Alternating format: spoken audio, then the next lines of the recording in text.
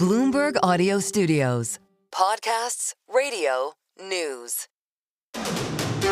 This is Bloomberg Intelligence with Alex Steele and Paul Sweeney. The real outperformance has been in U.S. corporate high yield. Are the companies lean enough? Have they trimmed all the fat? The semiconductor business is a really cyclical business. Breaking market headlines and corporate news from across the globe. Do investors like the M&A that we've seen? These are two big-time blue-chip companies. The window between the peak and cut changing super fast. Bloomberg Intelligence with Alex Steele and Paul Sweeney on Bloomberg Radio. On today's Bloomberg Intelligence Show, we dig inside the big business stories impacting Wall Street and the global markets. Each and every week, we provide in-depth research and data on some of the 2,000 companies and 130 industries our analysts cover worldwide. Today, we'll look at why the plane maker Boeing reported first quarter results that exceeded Wall Street's expectations. Plus, we'll discuss how one company develops advanced technologies for recycling lithium-ion batteries. But first, we would begin with some of our best conversations this week from the New Jersey Institute of Technology. This week, co-host Alex Steele and I were at NJIT, where they enroll more than 13,000 students and are really some of the leaders of science and technology in the U.S. There we spoke with Wunmi Sadik, NJIT Distinguished Professor of Chemistry and Environmental Science and founder of the BioSmart Center. She discussed the development of nano-sized analytical sensors for measuring pain in the human body. And I first asked Wunmi to talk about what she's working on in the BioSmart Center. The BioSmart Center, our goal is to look for sustainable materials in terms of chemistry to create technologies that will help people. One of our technologies actually to detect pain. Over 100 U.S. adults live with chronic pain. And more than 10 million individuals struggle with prescription medications. But every time you go to the hospital, and clinicians, physicians are required to measure pain. And the only way we do that, despite advancement, is to show you a facial scale. Yes. Mm-hmm. Yes. They wear on the scale, like what faces are you right now? Exactly. So what would your research be able to do? So basically my research says pain is biochemical in nature. And when you have chronic pain, there's a lot of inflammation. And when there's inflammation, there are chemicals, there are biochemicals that are produced by the body. By measuring, first of all, by knowing those biochemicals and measuring how much they are, we can relate this to pain that people are feeling. And so you won't need the subjective approach to measure pain. Because if you have infants, for example, if you have elderly, if you have people who are unconscious, they're not able to articulate their pain. And so you can actually use our biosensors, our smart biosensors, to give you the level of pain that people are going through. So where are you in terms of your research these days? Our sensors are being used currently. We have collaborators in upstate New York, and they take human blood samples and they measure the levels of molecules called cyclooxygenase 2 or inducible nitrous oxide synthase, and they measure the level. We combine this with artificial intelligence. There we go. To be able to give you the exact amount of pain that people are going through. And for the most part, we've been able to link the level that people suggest to the level that we're measuring from our biosensors. How far are we from like regular doctors and nurses using it in hospitals? Currently, we've looked at close to 1,000 individuals, and we're getting 80% accuracy in terms of what people tell you. At the end of the day, pain is also individualistic, right? There are aspects of pain that it depends on individuals. You have it's tolerance, right? Exactly. Yeah. You have saturation. So there are so many other components that will impact it. But in terms of being able to actually test this out, we're doing this already. So how does doing research at a place like NJIT, how does that work? How do you balance, research with teaching and all that? Because I know most professors have to deal with that across various disciplines. In actual fact, there's correlation. Because in the classroom, I teach graduate students. I teach them the fundamentals, and then we take it further from the classroom and actually do this in the lab. And so there is a connection between what you do in the classroom, what you teach in the classroom, and what you actually do in your lab. We talk a lot on Bloomberg here about tariff risks, about economic risks, about products being in short supply. Is any of that relevant to the work that you do? Like, are you worried about getting certain materials or products to fund and continue moving your research along? Certainly, we're going to be affected because, as you know, most research at the moment are funded by the federal government. And so if there's less funding, there's less time, they will not be able to support students to be able to do the work. And so ultimately, it will impact our research. It will impact the classroom and what we do. What's the next step for you in your research? Are you working with a team, other professors, maybe other universities?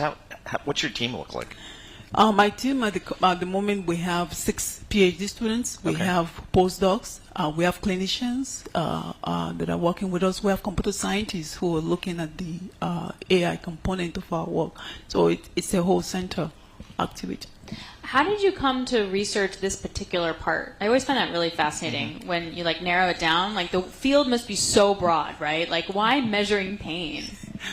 That's a very good. That's a very good question because I have always developed sensors for different things. We develop sensors for the environment. We develop sensors to measure different things. But I had a friend whose daughter was suffering from sickle cell. And, and she asked, many times she's in crisis. Physicians are difficult, they cannot really assess whether or not she's in pain. And I thought, well, that should be easy. As long as we can find a particular molecule, we can measure that. And I thought somebody should have done that. It seems so obvious. No, I'm kidding. But we did. We looked in literature and we realized it's actually none. And this is where we started the work 15 years ago. Our thanks to Wunmi Sadik, NJIT Distinguished Professor of Chemistry and Environmental Science. We continue with some of the best conversations from NJIT. There, co-host Alix Steele and I spoke with Eric Fortune, NJIT Associate Professor of Biological Sciences.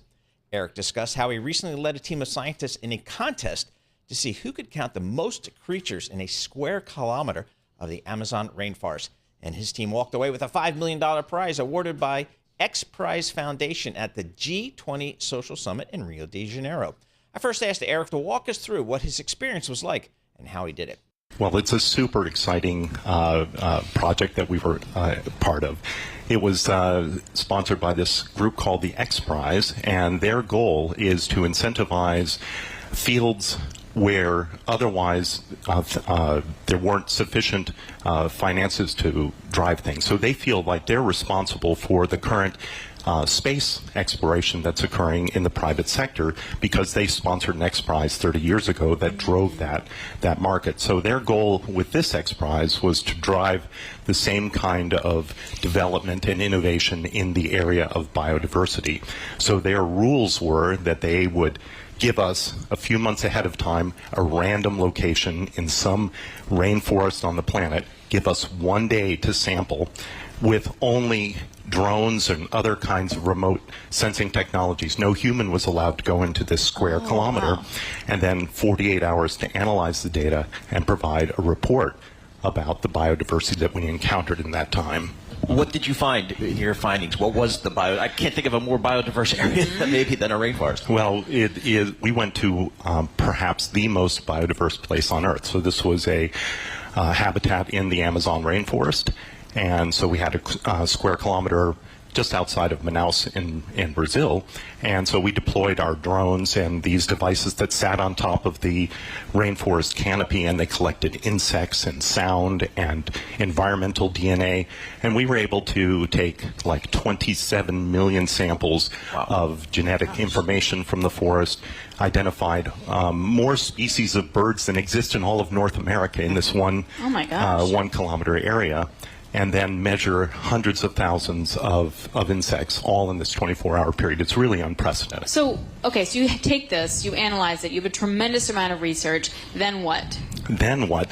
Well, that's I think the big problem that XPRIZE is trying to identify, which is first develop the technology so that we can do this kind of analysis, and then the next steps, the part that we're in now, is to try and develop and address the market for biodiversity monitoring, not only in rainforests and critically important habitats like the Amazon basin, but across the planet. So what are the next technological frontiers for monitoring? So we've now developed and tested and proven these technologies. So our goal now is to translate these things into businesses. So our team alone has generated 6 or 7 new businesses that are each focusing on components of this biodiversity monitoring that are entering the market at this moment. And the other teams that we competed with, some of their teams are also generating these new companies that do things like monitoring environmental DNA at a particular location. So if you're building a power plant somewhere along an endangered forest, you want to know what your impacts are. You measure the environmental DNA to know what species were there before and what your impact is on species later. Do you sense changing winds out there in terms of funding? In terms of support for biodiversity and just environment in general? Well, I mean, it's complicated, of course, with changing political winds, but we all live on this planet, and that's not changing. And I think anyone of our age, and I don't mean to say anything about how old any of us are, but it's inescapable that during your lifetime you have observed changes in climate and in biodiversity that occurs. And so whether we like it or not, this is something that we're going to have to deal with. The question, I think, from a business perspective, of course, is what's the time horizon of that? Is it 1 year, 10 years, 100 years? And that's a complicated thing that I am not equipped to answer. What's next for you guys? So I'm personally, I've started a company that came out of this XPRIZE competition, and so we have our first order, and so I'm busy building these high-tech devices that are deployable into these kinds of habitats that collect this kind of data. And we see that as, at least on a small scale, a sustainable business for quite some time. Anyone who owns land and is interested in the biodiversity there, starting with like national parks or local and city parks or any other business that have large landing holdings, they're going to need over time devices like this to answer regulatory and their customers' demands about biodiversity. Our thanks to Eric Fortune, NJIT Associate Professor of Biological Sciences. Coming up, we'll break down what it means to stimulate the brain and the benefits that come with it. You're listening to Bloomberg Intelligence on Bloomberg Radio, providing in-depth research and data on 2,000 companies and 130 industries. You can access Bloomberg Intelligence via BI Go on the terminal. I'm Paul Sweeney. This is Bloomberg.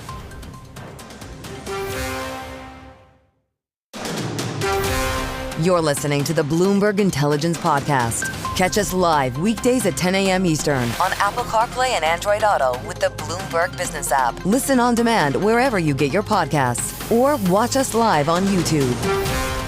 We continue with some of our best conversations this week from the New Jersey Institute of Technology. Co-host Alex Steele and I were at NJIT, where they enroll more than 13,000 students and are really some of the leaders of science and technology in the U.S. There we spoke with Chao Yan, NJIT alumnus, co-founder and CEO of Princeton NuEnergy, also known as PNE. He discussed how PNE develops advanced technologies for recycling lithium-ion batteries. I first asked Chao to talk about his company and what they're trying to do. So Princeton NuEnergy, we have a great technology in the using plasma to recycle lithium-ion battery with much lower cost, roughly 40-50% lower than the traditional recycling technology, and also much more cleaner compared with the traditional lead-acid leaching process. So that's why recycling technology we need in the U.S. is cleaner and cheaper. So talk about the supply chain for the battery. The biggest problem for the U.S. right now is that the EV is still too expensive. So how we can reduce the cost for the EV is important. So there's more than half of the cost inside the battery, which is they call the cathode active materials. So for direct recycling, our technology is to direct extract those cathode active materials outside from the old batteries. that you can reuse. At the same time, we do not want to produce a lot of waste. So in the traditional way, using the sulfuric acid, you leaching all the metals, and though at the end you get a lot of sodium sulfuric, and we don't have the place to dump them right now. So that's why we need a great technology to do that, and which is a much lower cost. So that's what we are doing. So let's go to the cathode part first. So you're doing that 40% cheaper than competitors? How? So because the traditional way, you need to break the old batteries down to the element. So using the acid, so we don't destroy the cathode materials. We just fix them, reuse them. So that's how we reduce the cost, and using our plasma technology. So where are we with just battery technology and recycling? I mean, are there more advances to go here? Because it feels like that's such a key part of electric vehicles and just electric power going forward. Yeah, so it's not only for the EV, but also like the energy storage batteries. ES is the big the storage system. So traditional technology we're trying to build in the US, but it's very expensive, and the processing cost is also very expensive. So that's why in the US we're trying to scaling up our technology. So the company was founded in 2019, and we have technology. And after that we have the large space lab in New Jersey, which is close to Princeton, and also we have built a pilot production line, which is about 3-4 years ago. Right now it's up running about 2 years, which is in Dallas, Texas. And starting from last year, we are building the first commercial scale production line in South Carolina, Chester County.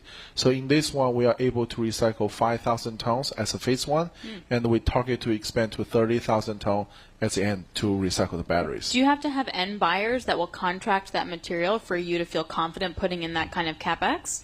Yes, we need that. And do you have that? Oh, we do have the feedstock provider, which give us the waste batteries, and it will come from like cell manufacturers who make the batteries. They are manufacturing scrap, so we do have a contract with them to recycle their manufacturing scrap. We do have a contract with auto OEMs and also the like junkyard players who have a lot of waste batteries. So we also have a contract for that one. Who's buying them though? So currently we are selling to the leaching companies who need those batteries to continue to get the metals for the later usage. How are you funding your company? I'm a former banker, so I always think about the money. How are you funding this company? That's a very important part. So we closed the 2 rounds of the investment. We call the seed round and A round. So we have private investors who interest with us, invest to us, and supporting us. And those the investors, some of the financial investors, some of strategic investor. So and on top of this, we get a big support from the Department of Energy in the past 6 years, starting from like a smaller grant SBIR. Later on, we have a larger grant. So we got roughly about $20 million supporting us. What is your level of confidence that that continues? I think for the United States, critical minerals are very important. So we don't have so many mines in the U.S. What we need is how we can leverage those waste stuff and how to reuse them. So that's why I think recycling technology is critical for us to secure the critical minerals.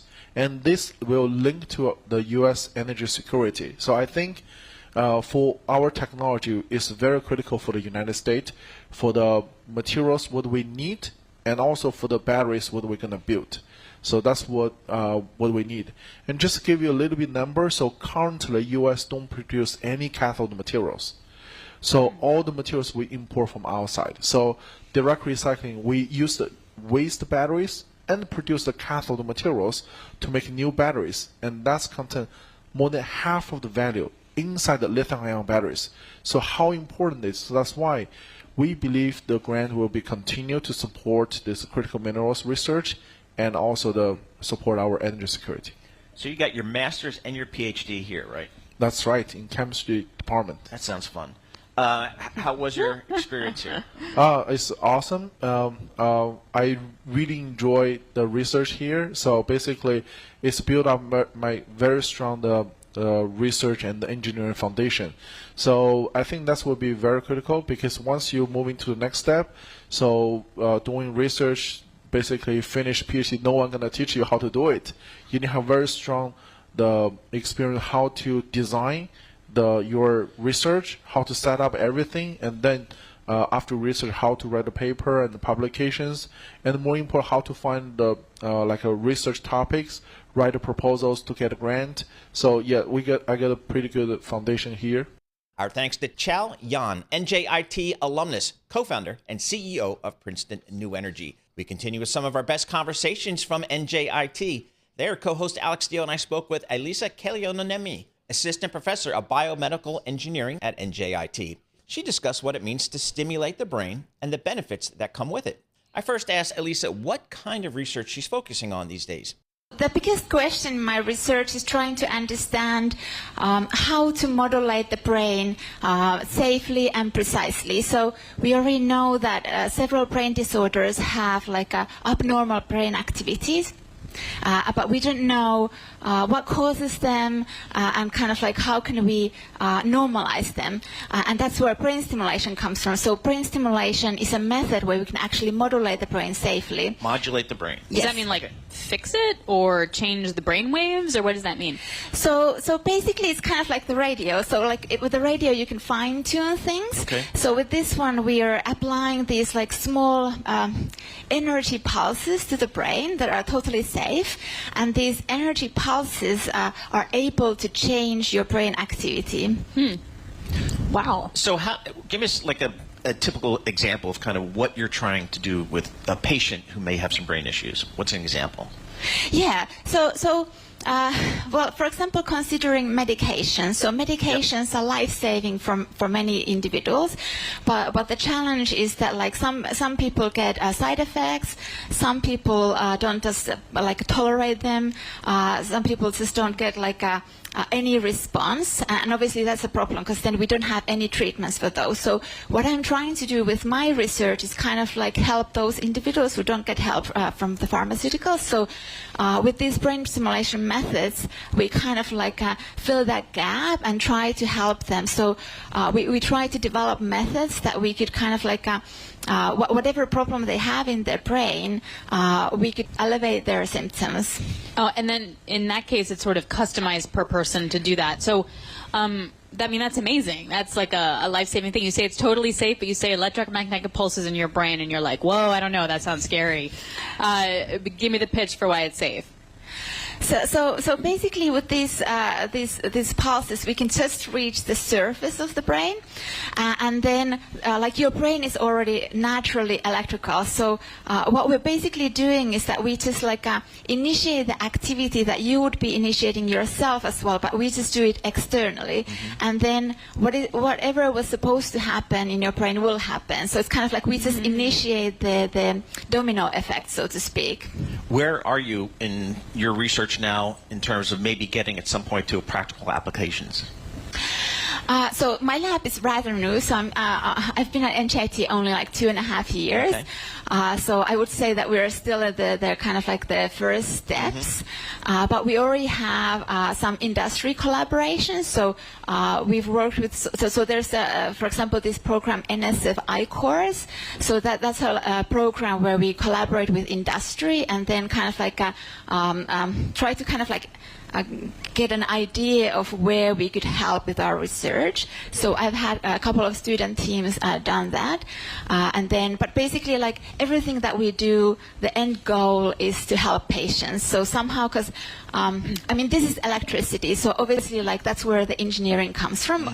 But in addition, obviously we have to understand other fields like neuroscience and clinical things. But from my lab's perspective, we're trying to kind of provide the engineering perspective. So what do you need to do, or what can we do through an engineer's perspective to model, improve these methods? So this could be you could commercialize what you're doing. So this technology is already commercialized. Okay. So it is. So basically, this was invented about 30 years ago. So there are several companies. I believe currently there's 13 different companies that are developing these methods, and there are FDA-approved treatments. So why we still need research is because we have this problem that we know that this works, but we don't really understand the interaction between the brain and the electricity that well. So, okay, we know that it works in this one individual, but then like how do we modify to this second individual? That's the mystery. So we're trying to kind of like find out that what is the, like, what do we have to do? Like, what do we have to change? So currently it's FDA approved for things like depression, OCD, so obsessive compulsive disorder, and migraines with auras, but everything's like one size fits all. So if you have, like, let's say, like your genetics somehow different, it's like it might not work for you, but then currently we don't really know why and what should we do. Our thanks to Elisa Kallioniemi, Assistant Professor of Biomedical Engineering at NJIT. Coming up on the program, we'll break down how one startup is trying to develop virtual reality solutions for treating vision disorders. You're listening to Bloomberg Intelligence on Bloomberg Radio, providing in-depth research and data on 2,000 companies and 130 industries. You can access Bloomberg Intelligence via BI Go on the terminal. I'm Paul Sweeney. This is Bloomberg.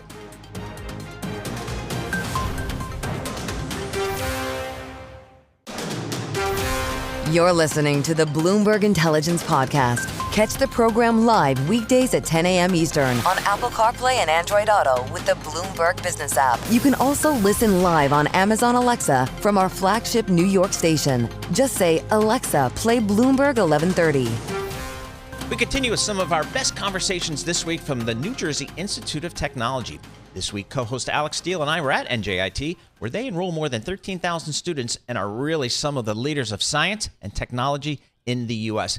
There we spoke with Tara Alvarez, NJIT Distinguished Professor of Biomedical Engineering. She is also the founder of the startup OculoMotor Technologies. Tara discussed how the company tries to develop virtual reality solutions for optometrists to use in diagnosing and treating vision disorders.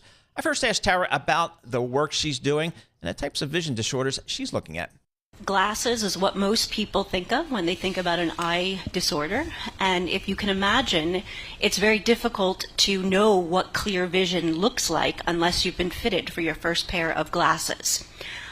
My expertise is in how the brain brings visual information into the brain, which is the idea of using the eyes as a team to get the information into the brain. And if you don't do that well, you might not even realize you have it, but it can result in problems when doing near work, such as reading, working on your phone, working on computers. And vision therapy works quite well for this condition known as convergence insufficiency, which is the inability of the eyes to work well as a team. How do you fix that, I guess? Or how do you like find it and then how do you fix it? Great questions. So vision therapy, which is basically like a form of physical or occupational therapy for your eyes, strengthens the eye muscles and the communication between the brain and the eyes. My work has been funded mostly through the National Institutes of Health, which is very critical in funding research that has direct impact to our society. You can find this by going to an eye doctor, so an optometrist or an ophthalmologist, and they can do an exam. But most people don't even know that they have it, so they don't even realize that this is a problem. So typical problems people can have is they get headaches while reading, they feel like they read slowly, they get blurry vision, double vision, and it takes them much longer. So it's not that they have a cognitive or a problem in learning, it's that they're struggling to get the visual information into the brain. How common is this affliction or this issue?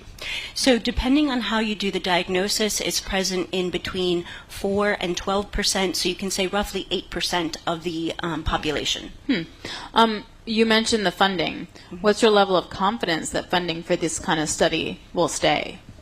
I'm unclear right now. So right now we have I'm on my second randomized clinical trial where we're concentrating on concussions because we have the CDC released in December of 24 that concussion costs is about $40 billion a year. And if you have had a concussion, especially multiple concussions, you can develop persistent post-concussive symptoms. And out of that population, about half of them have this convergence insufficiency, which is that teaming problem of the eyes. So it is quite common. It's very impactful. My program officer at the National Eye Institute within the National Institutes of Health is extremely excited about our work. And in the past administration, I would have much more confidence that we would have funding to continue this very important work. But it is something I have a lot of concerns about right now. How often do you get funded, or how often do most researchers get funded? Is this an annual thing? So typically, you get what's called an R01, which is 5 years of funding, and you are reviewed every year. Okay. And typically with a randomized clinical trial, which is what I'm leading, that's done in collaboration with Children's Hospital Philadelphia, as well as Rutgers, CHOP, yes, Yep. and Rutgers University. It takes time because this is a rehabilitation and it's a longitudinal study. And it's also done with Salus University of Drexel. So it's not something that happens overnight. It takes time to acquire this data, but it's really critical because the knowledge that I'm gaining from this study has been patented, where NJIT holds the patents, and that led to our startup company, OculoMotor Technologies. And the key reason I became a biomedical engineer is I want to have a positive impact on others, specifically in the healthcare sector. And it's my children that actually inspired the core technology of our company, which is the idea of trying to do the therapy that works very well, but is incredibly boring. So if you can put the therapy in a virtual reality headset and make it into a game, if you have a child, and mine are almost all grown now, but it's not difficult to get a kid to play a VR game. And in essence, we are sugarcoating the therapy, and they think they're having fun, but in actuality, it's sugarcoating a ton of science to get those eyes to work better together. It's like when I put kale in the oven. Correct. Yeah, it's along those tastes kind better. of lines. Exactly. So what is the exit strategy for the startup? And did you get outside funding at the same time? So we have been funded through the NSF, through SBIR, which is the Small Business Investigator Grants. We've had both Phase 1 and Phase 2, and we also participated in an NJIT I-Core program, and we did a national version of I-Core, which is basically teaching professors how to create and translate their science out of the lab and to have a positive impact. Our thanks to Tara Alvarez, NJIT Distinguished Professor of Biomedical Engineering. We move next to earnings from the plane maker Boeing. This week, Boeing reported first quarter results that exceeded Wall Street expectations, and the company said it's ramping up jet production, aiming to raise output of its 737 MAX jetliner. Boeing CEO Kelly Ortberg says this would help generate cash that's been depleted by a recent strike and manufacturing crises. For more, guest host Isabel Lee and I were joined by George Ferguson, Bloomberg Intelligence Senior Aerospace, Defense, and Airlines Analyst. We first asked George what his takeaways were from Boeing's first quarter results. Yeah, I mean, I think the biggest issue there was that cash generation came in $1 billion better than expectations. I mean, I kind of get the sense that Boeing management has sort of give us some pretty conservative estimates for cash generation for the year. I think they showed it in the first quarter, coming out pretty strong. I think there's a real good potential that Boeing could be sort of cash flat, meaning no usage for the year, or maybe even a bit of generation.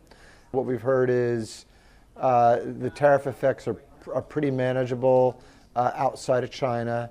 China's a bit of a challenge, they know that, but again, a lot of the backlog is not Chinese airplanes. A lot of that's been, the Chinese haven't placed many orders, and Boeing's been sort of busy getting deliveries out to them to get some of those airplanes they've already built for them off the balance sheet. So China, the major issue, again, not big though, and the rest of tariff world sounds like where there's occasions that they have to pay, they're paying. They can claw back some of those costs from the administration. So it sounds like I would say things continue to be on track for a recovery, for a strong recovery, hopefully this year. Yes, and Boeing last earned a profit in mid-2021, and it's definitely coming off its worst year in its century-long history. We have the CEO, Kelly Ortberg, saying 2025 is the turnaround year. What is Boeing going to do differently? Well, I mean, I think they're going to deliver airplanes, right? So that's the biggest challenge. When you're an aircraft manufacturer and you stop delivering airplanes and you have quality problems, That's why they stopped delivering. You're just not going to generate cash. They've really been trying to keep the supply chain, I would say, warm by buying components from the supply chain. And that's why they've seen inventories balloon to like $87 billion. So, I mean, a lot of the turnaround is build those airplanes with existing inventory. Means the cash generation for the airplanes they build and deliver ought to be higher than historically. Use that money to pay down debt, keep the balance sheet, or heal the balance sheet. That's the recovery plan. George, I know from talking to you and reading your research, the cash story hinges in large part on getting those 737s out the door. Talk to us about where production is today and where do you think it's going to go in the future? Yeah, so they said that the factory was building at low 30s number of aircraft per month. You know, we'd kind of been tracking it. I think we saw high 20s, so probably Kelly's got maybe just a more current number on that. I think that they'll get up to the 38 limit. This is all on the 737 that the FAA has put in place for them this year and go past that. I think they'll get an FAA approval for that, and probably at the back half of the year, we're kind of looking for them to be 40-ish. And so again, that the more you use the factory, the more overhead gets absorbed over a larger number of airplanes. The more profitable you are, the more cash you're going to generate. Part of that story. Can you talk to us a bit more about how much the tariff headwind will affect the company's top line or bottom line, especially with this really heated tit for tat, it seems, with China? Well, so again, China has really become much less of an issue for Boeing. The Chinese have placed 16 orders this decade for airplanes. There's some 400 orders on the Boeing books still. That's of a backlog that's 6,000 large. Kelly Ortberg was talking on the call that he's prepared to. He was planning on delivering 40 to 50 into China this year, so not a lot of airplanes. That would be mostly 737s, and that's out of an expected build of maybe 400 737s or so this year, so you can already see the sizes in that large. And he's ready to go out and he's going to talk to the customers, see what they want to do, and he's ready to go out and remarket those airplanes. I think we've already seen Air India raise their hand, say, hey, we'd take some airplanes, and there's other folks around the world that just haven't got the deliveries they wanted. They're ready to take airplanes too. So on the top line, I just don't see China impacting things that much. Our thanks to George Ferguson, Bloomberg Intelligence Senior Aerospace, Defense, and Airlines Analyst. This is the Bloomberg Intelligence Podcast, available on Apple, Spotify, and anywhere else you get your podcasts. Listen live each weekday, 10 a.m. to noon Eastern on Bloomberg.com, the iHeartRadio app, TuneIn, and the Bloomberg Business app. You can also watch us live every weekday on YouTube and always on the Bloomberg Terminal.